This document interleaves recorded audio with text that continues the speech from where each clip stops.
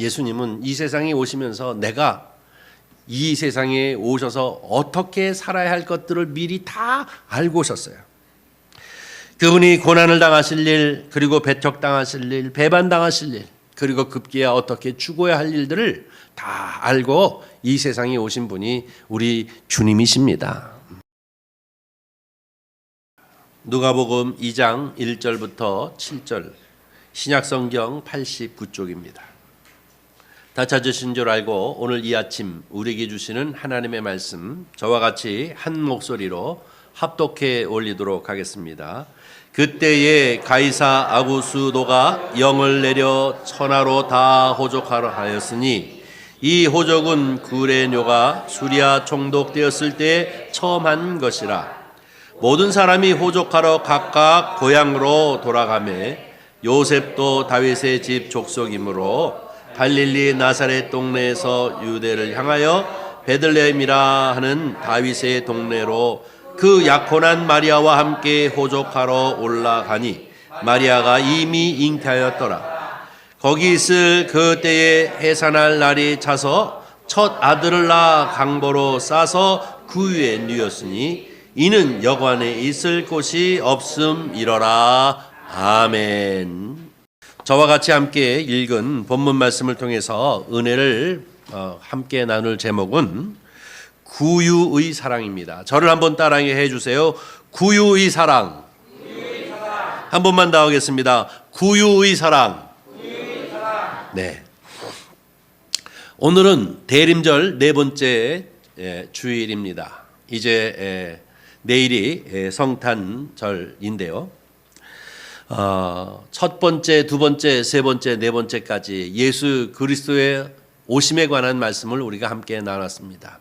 하나님이신 그분이 왜 사람이 되셔야 하는가 하는 것으로 중심을 해서 그분께서 오셔서 우리에게 언제나 임마누엘 세상 끝날까지 함께 하시겠다라고 하시는 말씀을 주제로 해서 몇 주일 동안 우리가 함께 은혜를 나누었습니다. 오늘은 누가복음 2장 1절부터 7절까지 말씀을 함께 우리가 보았는데요. 이 말씀을 통해서 이 아침에는 구유의 사랑을 함께 나누려고 합니다. 제가 30년 전에 경기도 구리시 수택동에 개척교회를 세우기 위해서 이 경기도에 왔습니다. 사실은 저는 서울에서 태어나서 서울에서 이제 몇 대가 살은 사람인데 경기도라고 하는 곳에는 처음 왔습니다. 7년 동안 저 사당동이라고 하는 곳에 교회에 부교역자로 7년 동안 있었습니다. 그런데 그 교회가 저희 고모부가 담임 목사님이셨습니다. 7년 동안 그 교회를 처음 방에서부터 개척해서 4층의 교회를 이루기까지 7년 동안 그 교회를 섬기다가 이제 목사 안수를 받을 그 해쯤 이제 나는 개척을 해야 되겠다 하고 그 교회에 나와서 이제 개척을 하려고 했는데요. 개척을 하려고 마음을 먹으면서 가만히 생각해 보니까 제가 그 교회에 7년 동안 있는 동안에 정든 성도님들도 참 많은데 만약에 내가 개척을 하러 나왔다가 몇 분이라도 같이 함께 하겠습니다 하고 허락받지 않고 따라 나서는 분들이 있으면 고모부하고 나하고 사이가 참 안 좋겠다. 그 생각이 들었어요. 그래서 할 수만 있으면 거기서부터 나를 따라 나설 수 없는 멀리 좀 갔으면 좋겠다. 그래서 사실은 구리시라고 하는 곳에는 나한테 한 사람도 연고가 없는 곳이었는데 그냥 무작정 와서 이제 계약을 하고 그리고 공사를 하고 개척을 시작했습니다. 교인이라고는 저희 어머니 그리고 제 이미 천국에 간 막내 동생 그리고 우리 집사람 그리고 나 그리고 6살 먹은 우리 지금 강도사님 5살인가요? 6살 정도 먹은 요게 이제 교인 전부였습니다. 처음 예배를 드리고 그때는 어린이집을 했기 때문에 교사가 이제 청년들이 2명 있고 이렇게 해가지고 예배를 이제 드리기 시작했는데요. 예배를 드리고 나면은 제가 이제 사당동에 살다가 우리 집사람하고 저하고 우리 아들하고만 이사를 왔기 때문에 어머니하고 동생은 다시 사당동으로 갔고, 그리고 나면 예배 그거 드리고 나면 아무도 없는 거예요. 얼마나 외로운지 모르겠어요. 나 이거 귀양 온 것 같다 하는 그런 기분이 들더라고요. 거기다가 서울이라고 하는 것은 아침 4시, 5시부터 버글버글 거려가지고 밤 12시, 1시까지도 막 버글버글 거리는데 여기를 딱 와보니까 밤 9시만 되면 깜깜해지는 거예요. 사람 다니는 거를 못 볼 정도로 깜깜해지고, 또 아침은 일찍 시작하는 게 아니라 9시나 10시쯤 돼야 사람이 그때 꿈틀꿈틀 움직이기 시작하는 거예요. 구리시가 그때 당시에는 2층 이상의 건물이 없었습니다. 고도 제한에 걸려가지고. 그러니까 너무너무 외롭고 쓸쓸하고 힘든 거예요. 내가 혼자 처음 이런 환경에 와서 견디기가 너무너무 힘들었습니다. 우리 집사람하고 저하고 우리 아들하고 위로를 받는다는 게 어디 찾아갈 데도 없고 교인도 없으니까 할 수 있는 일이라는 게 셋이 나와가지고 동네 놀이터에서 그네 셋이 쭉 앉아가지고 왔다 갔다 거리면서 뭐예요, 이 메론바 이런 거 하나 사서 먹고 들어가고 하는 게 그때 당시엔 참 힘들고 아주 견디기 힘든 그런 시간들이 1년, 2년 이렇게 보내는 세월들을 지났습니다. 그러다가 이제 성도님들이 한 분, 두 분 생기고 그러면서 위로를 얻게 되어졌는데요. 제가 이 말씀을 드리는 이유는 무엇이냐면 우리 예수님이 저 하늘 높은 보좌에서 이 세상 가운데 나는 서울에서 경기도 오는데도 이렇게 힘든데 저 하늘에서 이 세상에 오시니 얼마나 힘들었을까 하는 생각을 하는 거예요. 우리 주님도 답답하기 짝이 없으셨을 테고 외롭고 그리고 낯설은, 그래서 아마 힘든 곳이었지만 우리 예수님께서 이 세상에 오시는데도 그렇게 낯설고 답답하고 힘들고 외로운 면이 있었겠지만 또 하나는 뭐냐면 예수님은 이 세상에 오시면서 내가 이 세상에 오셔서 어떻게 살아야 할 것들을 미리 다 알고 오셨어요. 그분이 고난을 당하실 일, 그리고 배척당하실 일, 배반당하실 일, 그리고 급기야 어떻게 죽어야 할 일들을 다 알고 이 세상에 오신 분이 우리 주님이십니다. 우리 주님이 오심으로 우리에게 얼마나 큰 은혜가 있었는가 하는 것을 우리가 한번 생각하면서요. 저는 이제 4번째 주, 오늘 이 대림절 마지막 4번째 주, 초를 킨다면 4개의 초를 다 키는 이 날 생각해 보고자 하는 것은 뭐냐면 왜 예수님은 동정녀로 오셨을까? 왜 예수님은 베들레헴에 오셨을까? 왜 예수님은 구유에 오셨을까 하는 것을 잠깐 생각하면서 저와 여러분이 함께 은혜를 나누고자 합니다. 성도 여러분, 왜 예수님께서는 동정녀의 몸을 빌려서 이 세상에 오셨을까요? 왜? 처녀의 몸을 빌려서 이 세상에 오셔야 했을까요? 우리는 너무나도 잘 알죠. 예언하신 그대로 그 예언을 성취하시기 위해서 바로 이 동정녀 탄생을 하셨음을 우리는 기억합니다. 성경에 보면 창세기 이제 보니까 창세기에 뭐라고 얘기하고 있냐면 여자의 후손으로 오신다 하고 예수 그리스도의 최초로 오실 것을 얘기하고 있는 것을 볼 수가 있는데요. 창세기 3장 15절 말씀에 이렇게 얘기합니다. 저와 같이 함께 천천히 읽어보도록 하겠습니다. 내가 너로 여자와 원수가 되게 하고 내 후손도 여자의 후손과 원수가 되게 하리니 여자의 후손은 내 머리를 상하게 할 것이요 너는 그 발꿈치를 상하게 할 것이니라. 아멘. 타락한 인생들, 특별히 사단과 바로 예수 그리스도의 관계에 관한 이야기를 하고 있는 것이 창세기 3장 15절입니다. 예수님께서 이 세상에 이제 오실 것인데 그 오시는 것이 어떻게 오시냐? 여자의 후손으로 오신다라고 이렇게 표현하고 있는 것을 봅니다. 여러분, 대부분 보면 사람들이 특히 이스라엘이라고 하는 나라는 동양이기 때문에 남자 중시를 했습니다. 여러분이 잘 알다시피 여자나 아이는 수에 넣지 않을 정도로 남자 중심이었습니다. 누구의 아들 그렇지 이제 여자의 후손이라고 얘기하는 경우가 별로 없습니다. 여러분이 잘 알다시피 이 바디메오라고 얘기할 적에 바디메오는 이 바라고 하는 것은 아들이라고 하는데 디메오의 아들이라고 얘기할 때 바디메오라고 이렇게 표현하는 것처럼 누구의 아들 바요나 시모나라고 얘기할 때 요한의 아들 시모나라고 이렇게 표현하고 있는 것이 아버지의 아들 이렇게 주로 얘기하는 것이 우리 동양 사상의 가장 근본인데요. 특별히 예수님에 관하여서는 여자의 후손으로 오시겠다라고 이렇게 표현하고 있는 것을 볼 수가 있습니다.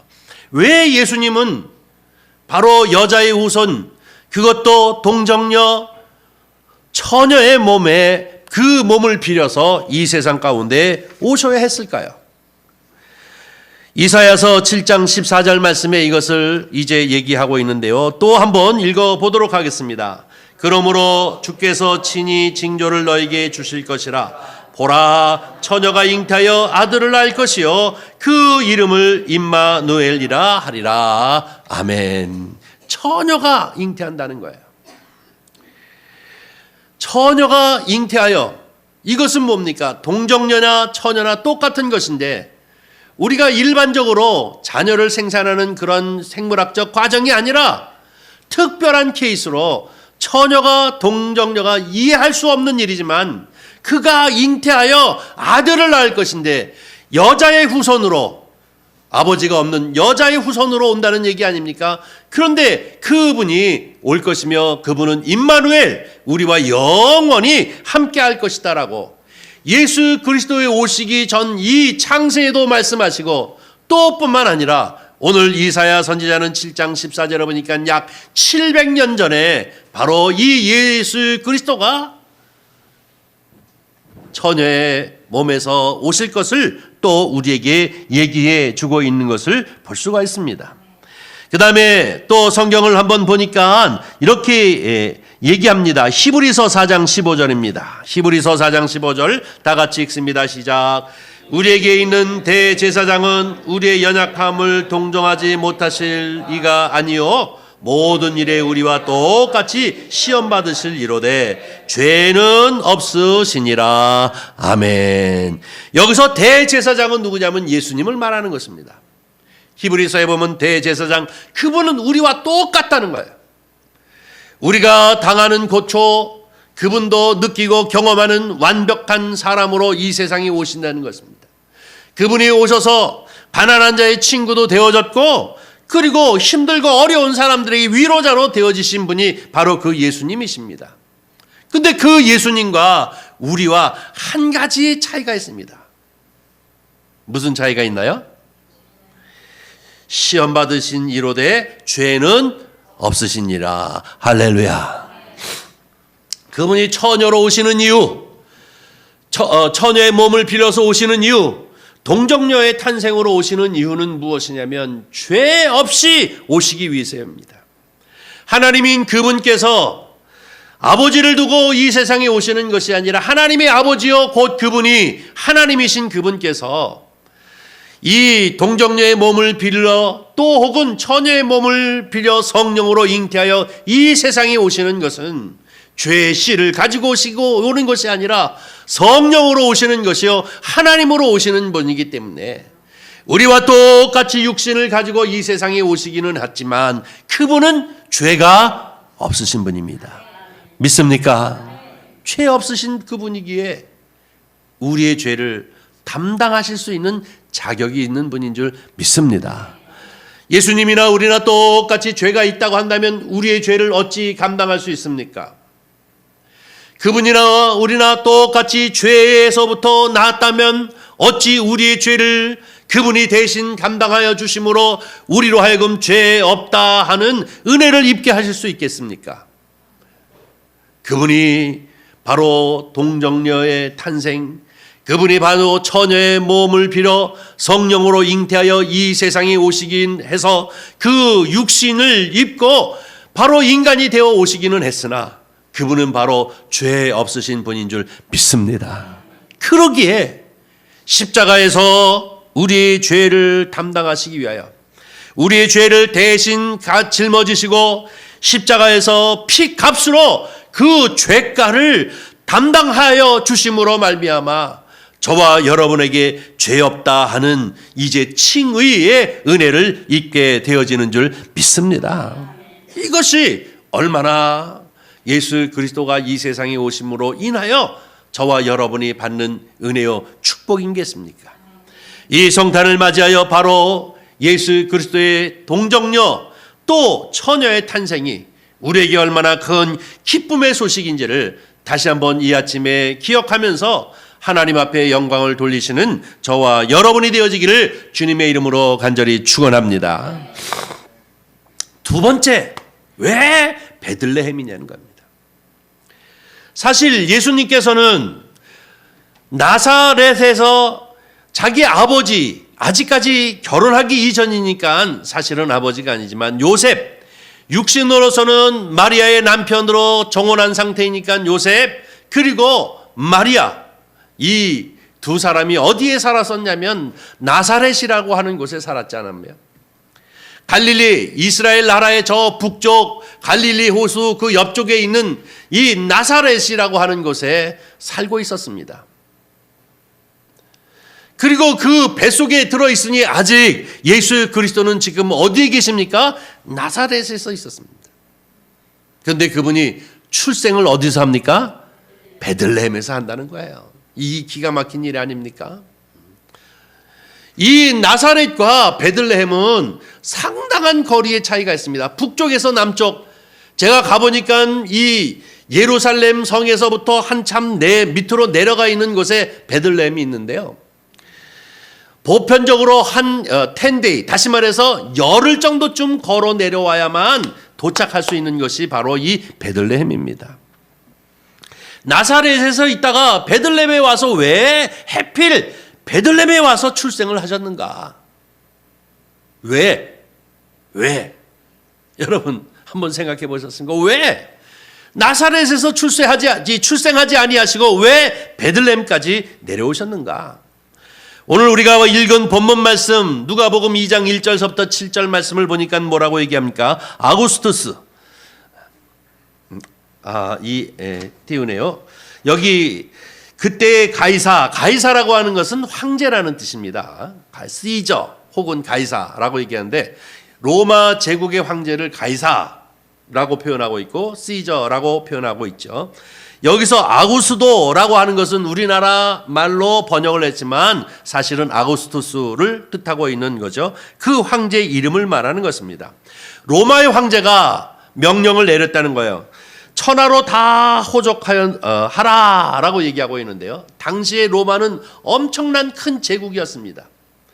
속국으로 전 세계의 많은 나라들을 다스리고 있었는데 이 아구스투스가 명령을 했습니다.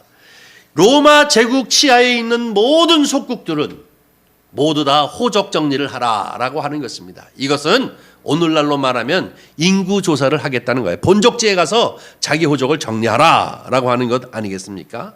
자, 자기의 본적지에 가가지고 그것을 호적을 정리하라고 하는 건데 대부분 황제들이 이 일을 하는 이유는 무엇이냐? 세금 때문입니다. 세금.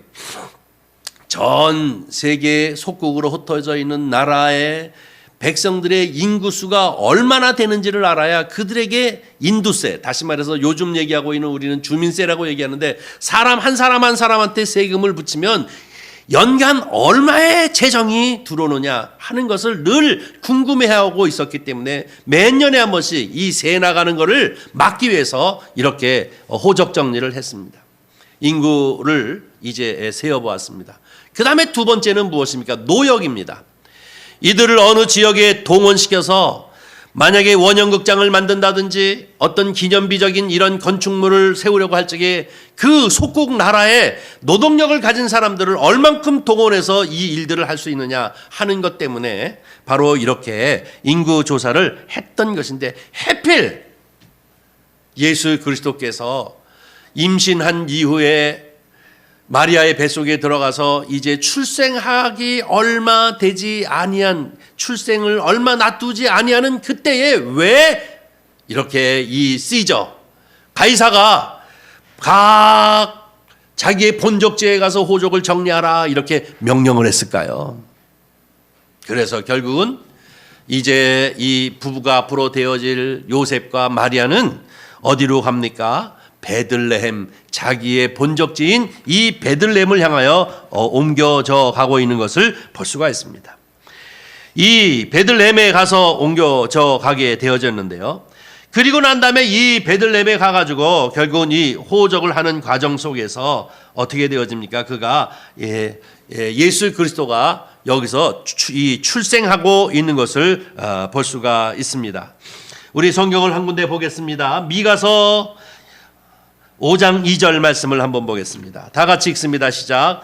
베들레헴 에브라다야, 너는 유다 족속 중에 작을지라도 이스라엘을 다스릴 자가 내게서 내게로 나올 것이요 그의 근본은 상고에 영원히 있느니라. 아멘. 미가라고 하는 선지자가 이미 예언하고 있었던 대로 지금 여기 베들레헴 여기서 누가 나온다고요? 이스라엘을 다스릴 자. 누구를 말합니까? 예수 그리스도가 여기서 출생할 거라는 거예요. 지금 나사렛에서 있는데 바로 이 예수님이 어디서 출생할 것인가? 바로 이 베들레헴에서 출생할 것이다 라고 얘기하는데, 어떻게 이때에 바로 인구조사를 하는 일이 생겨가지고 베들레헴에 갔다가 거기서 출생을 하게 되어집니다. 여기서 보면 너는 유다 족속 중에 작을지라도, 이 유다 족속은 유다 지파를 말하는 것인데요. 여호수아를 중심으로 해서 가나안 정복 전쟁을 하고 난 다음에 유다 지파가 바로 이 땅을 차지하고 있는 곳이 바로 여기인데, 그 중에 한 고을이 바로 이 베들레헴입니다. 근데 이 베들레헴에서 이스라엘을 다스릴 자가 나타나겠다. 예수 그리스도께서 여기서 출생할 것을 얘기하고 있습니다. 그런데 그분의 근원은 어디냐? 그의 근본은 상고에 있고, 상고라는 얘기는 뭡니까? 태초부터 그분은 존재하셨던 분이라는 겁니다. 그뿐만 아니라 그분은 영원에 있느니라. 그분은 영원, 처음부터 계신 분이 바로 예수님이라는 것입니다. 그런데 그분이 동정녀를 이제 빌려서, 몸을 빌려서 이 세상에 오시는데 어디서 오시느냐? 베들레헴에서 출생하실 것이다. 다스리는 자가 바로 이 베들레헴에서 오실 것이다 라고 이렇게 말씀을 주고 있는 것을 볼 수가 있습니다. 아마 모르긴 몰라도 하나님을 믿지 아니하는 사람은 야, 이거 참 우연의 일치구나 라고 생각하지만, 저와 여러분은 이것을 우연의 일치로 보지 않습니다. 하나님의 주권적인 역사로 우리는 인정하게 되어지는 것인 줄 믿습니다. 아, 하나님이 이렇게 섬세하게 역사하시는구나. 요셉 그리고 이 마리아가 바로 이 유다 백성, 다시 말해서 다윗의 후손이고, 성경에 얘기하기를 예수 그리스도는 다윗의 후손으로 오게 되신다고 얘기하는데, 요셉도 다윗의 후손이요 마리아도 다윗의 후손이기 때문에 그의 고향인 베들레헴에 본적지를 두고 있어서 그 아들을 잉태하고 이곳에 가서 여기서 출생하게 되어지는 것은 하나님의 주권적인 역사이구나 하는 것을 우리가 인정하지 않을 수 없습니다. 이분은 처음부터 태초부터 계셨던 분이요 그분은 영원한 분이다 라고 미가서에 이렇게 예언하고 있는 것을 볼 수가 있습니다. 그런데 저와 여러분이 가지고 있는 이 성경을 보면 예수님의 족보가 나오잖아요. 마태복음 1장에 예수님의 족보가 나옵니다. 누가 누구를 낳고 누가 누구를 낳고 누가 누구를 낳고 이렇게 얘기하죠. 자, 또 한 군데에 예수님의 족보가 나옵니다. 어디서 나옵니까? 누가복음 3장에 예수님의 족보가 나오는데요. 이 두 가지 대부분 이 두 족보가 다른 것은 누가 누구를 낳고 누가 누구를 낳고 누가 누구를 낳고 이렇게 위에서부터 밑으로 내려오는 식으로 되어져 있고, 누가복음은 그 이상은 누구요, 그 이상은 누구요 하고 얘기하면서 밑에서부터 위로 올라가는 식으로 돼 있다. 저와 여러분은 이렇게 다 알고 있죠? 알고 있죠? 근데 여러분 또 하나 있습니다. 뭐냐면 이 마태복음에 나와 있는 이 예수님의 족보는 누구의 족보냐면 요셉의 족보입니다. 누가 누구를 낳고 누가 누구를 낳고 하면서 쭉 요셉까지 나오는데요. 이 요셉의 족보를 말하고 있는데, 이 누가복음의 족보는 누구의 족보냐면 마리아의 족보입니다. 마리아 가문의 족보를 이제 표현하고 있는 것인데요. 둘 다 누구의 자손이라는 것을 증명해 보기 위해서 이 족보를 얘기하고 있느냐면 다윗의 후손이라는 거예요. 다윗의 후손. 그런데 다윗의 후손을 통해서 이 이스라엘을 다스릴 메시아가 올 것을 예언하고 있는 그것을 이제 표현하기 위해서 마태복음에 누가복음에 이것을 말씀하고 있는 것을 볼 수가 있습니다. 그런데 중요한 것은 왜 베들레헴일까? 이 베들레헴은 어떤 곳이냐면, 벳이라고 하는 것은 집이라는 것입니다. 여러분께서 베델이라고 하는 것은 집이라는 뜻이죠. 벳이라는 것은 집이고, 이 레헴이라고 하는 것은 떡, 우리나라 말로는 떡으로 번역했습니다는 이것은 빵이죠. 사람이 뭐를 먹어야 살 수 있는 거 아닙니까? 빵을 뜻하는 건데, 바로 이 떡집, 빵집이라고 하는 데가 베들레헴이라는 뜻인데요. 예수님께서 왜 이 베들레헴에서부터 출생하는가? 나사렛에 계신 분이 왜 베들레헴에서 출생하게 하고 여기서 이스라엘을 다스릴 자가 나타나게 하시는가 하는 것은 무엇이냐면, 예수 그리스도가 바로 빵, 떡이요 생명임을 얘기하고 있습니다. 여러분, 요한복음 6장 35절 말씀을 한번 읽어보겠습니다. 다 같이 읽습니다. 예수께서 이르시되 나는 생명의 떡이니 내게 오는 자는 결코 줄이지 아니할 터요 나를 믿는 자는 영원히 목마르지 아니하리라. 아멘. 어떻게 해요? 나는 생명의 떡이라. 예수를 먹으면 생명이 생기는 것입니다. 예수님께서는 공생애를 시작하면서 끊임없이 이 유대 광야를 갈릴리 동네를 다니면서 자기 일을 이제 전파하시면서 모든 그 복음의 말씀을 듣는 자들에게 생명의 떡을 주어 그들에게 영원한 생명을 주신 줄 우리는 분명히 믿습니다. 여기에 영적인 의미가 있는 거예요. 왜 베들레헴인가? 그분이 떡으로 오시기 때문에, 그분이 빵으로 오시기 때문에 온 이스라엘을 돌아다니면서 그분의 살인 떡을 나누어 온 그 떡에 참여하는 사람들에게는 바로 생명을 주시는 역사를 이루고 있는 것을 볼 수가 있습니다. 마태복음 26장 26절 말씀을 한번 다시 보겠습니다. 또 읽습니다. 시작. 그들이 먹을 때에 예수께서 떡을 가지사 축복하시고 떼어 제자들에게 주시며 이르시되 받아서 먹으라. 이것은 내 몸이니라. 할렐루야. 이게 뭐예요?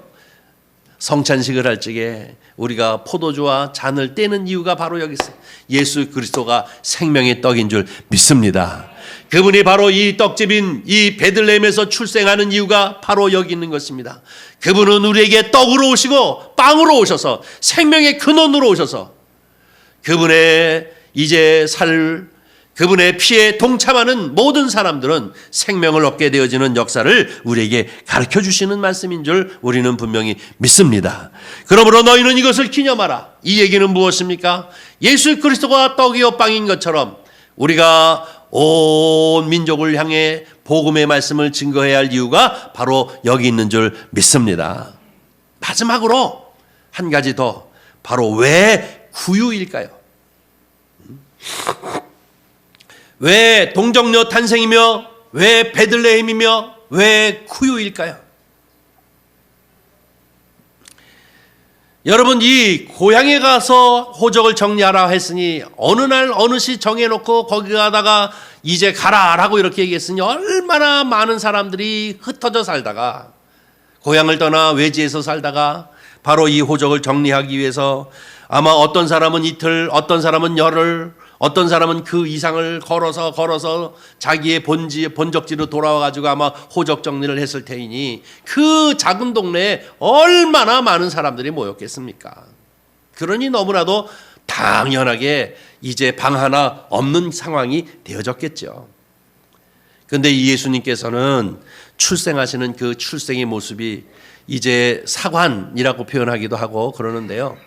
이 방 하나 없어서 결국은 예수님의 출생지가 어디였느냐면 바로 동물이 이제 거하고 있는 그곳입니다. 이 동물이 거하고 있는 이곳에서 짐승의 밥통 내에 이제 출생해서 그 구유에 강보에 쌓여서 그 구유에 누이셨음을 우리에게 성경은 얘기하고 있는 것을 볼 수가 있습니다. 여러분, 어떻게 왜 짐승의 밥통 낮아지고 더 낮아질 수 없을 그 밥통 거기에 바로 예수 그리스도께서 이제 강보에 쌓여 누이실 수 있는 그러한 출생을 하셨을까요? 그분은 왕이십니다. 예수 그리스도는 왕 중의 왕, 만왕의 왕이십니다. 예수 그리스도는 만유의 주이십니다. 모든 있는 존재하는 것들의 주인이 되시는 분이 바로 예수 그리스도이십니다. 그런데 그분께서 왜 짐승의 밥통, 바로 구유의 사랑을 우리에게 보이셨을까요? 너무나도 간단한 것 아닙니까? 모든 인생들을 다 구원하시기 위하여 낮고 낮은 바로 이 구유로 우리 주님이 오셨음을 우리는 분명히 믿습니다. 그는 왕이심에도 불구하고 저 높고 높으신 분임에도 불구하고 가장 낮고 더 낮으실 수 없는 이 구유에 오신 것은 그분의 구원의 스펙트럼이 이렇게 넓은 것을 우리에게 가르쳐주고 있습니다. 저와 여러분은 바로 이렇게 이 예수 그리스도께서 구유에까지 오시는 이 사랑으로 말미암아 구원함을 얻게 되어지는 주의 백성이 되어진 것을 우리는 기억해야 될 줄 믿습니다. 빌립보서 2장 7절 8절 말씀을 보겠습니다. 다 같이 읽습니다. 시작. 오히려 자기를 비워 종의 형체를 가지사 사람들과 같이 되셨고 사람의 모양으로 나타나사 자기를 낮추시고 죽기까지 복종하셨으니 곧 십자가에 죽으심이라. 아멘. 할렐루야. 그분이 오신 이유는 무엇입니까? 십자가에 달려 죽기까지 순종하기 위해서 저 높은 자리에서 바로 이 구유에까지 낮은 자세로 내려오셔서 고난과 또 배척과 배반과 이러한 고난 어려움을 당하면서까지 십자가에 달려 죽는 그 순간까지 순종을 통하여 우리에게 그 몸의 생명의 떡을 주시기 위해서 오신 분이 예수 그리스도인 줄 믿습니다. 어찌 우리가 성탄을 맞이해서 예수 그리스도의 탄생에 대한 기쁨을 말하지 아니할 수 있습니까? 사랑하는 성도 여러분, 우리는 이 대림절 첫째, 둘째, 셋째, 넷째 시간 어찌 하나님이 사람이 되셨든가, 그분이 어떻게 우리에게 임마누엘 하시는가, 그분이 어떻게 구유의 사랑을 가지고 우리에게 오셨는가 하는 것들을 함께 나누었습니다. 그분이 우리를 찾아오신 줄 믿습니다.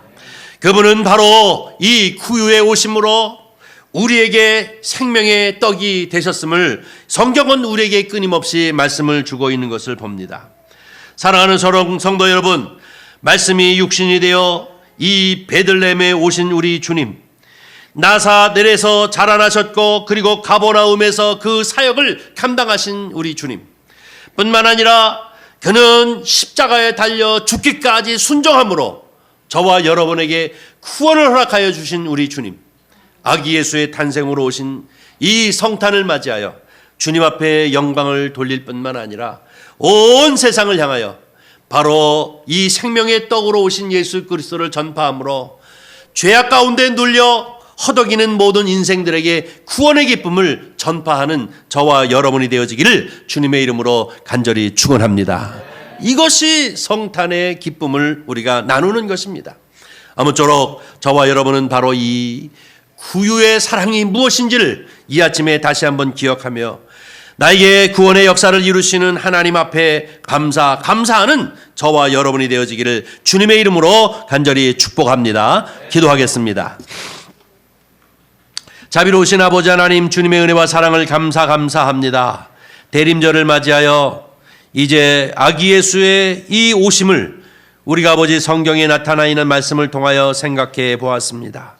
주여, 정령 원하옵기는 낮아지시고 자기를 비워 사람과 같이 되어지고 또 뿐만 아니라 구유에까지 내려가신 주님의 그 사랑을 우리가 기억합니다. 주여, 정령 원하옵기는 이 기쁨의 소식을 우리만이 아니라 온 세계를 향하여 전파할 수 있도록 은혜를 베풀어 주시옵시고, 온 세계가 그리스도의 사랑으로 하나 되어지는 역사가 속히 이루어질 수 있도록 하나님의 나라가 확장되어지도록 축복하여 주시옵소서. 주께서 함께하여 주시옵시기를 간절히 원하오며 우리 구주 예수님의 이름으로 기도하옵나이다. 아멘.